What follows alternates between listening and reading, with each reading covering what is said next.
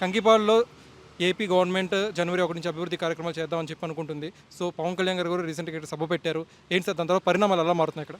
ఇది చాలా వేగంగా మారుతున్నాయి, అభివృద్ధి బాగా చెందుతుంది.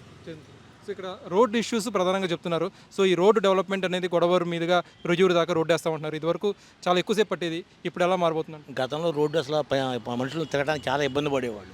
ఇప్పుడు దీన్ని మరమ్మతు చేసి బాగు చేద్దాం అనుకుంటున్నారు. చేస్తే చాలా బాగుంటుంది. సో ప్రధానంగా ఇక్కడ జనసేన పార్టీకి, పవన్ కళ్యాణ్ గారి పార్టీకి ఎక్కువ శాతం ఓట్ బ్యాంక్ లభించింది సార్. సో జనసేన పార్టీకి కంకిపాడు వాస్తులతో ఉన్న అనుబంధం ఎలాంటి? కంకిపాడు జనసేనకి అడ్డ. ఎందుకంటారు? సామాజిక వర్గం ఎక్కువ ఉండడం వల్ల కానీ, పవన్ కళ్యాణ్ మీద అభిమానం కానీ, యువత అభిమానులు ఎక్కువ. భవిష్యత్తులో కూడా పవన్ కళ్యాణ్ గారికి ఇదే అభిమానం ఇక్కడ వాళ్ళు చూపిస్తారంటారు? చూపిస్తారు. ఎలాంటి సందేహం లేదు. సందేహం లేదు. ఫ్యూచర్లో పవన్ కళ్యాణ్ గారిని ఒక సీఎం స్థాయిలో మనం చూడొచ్చు.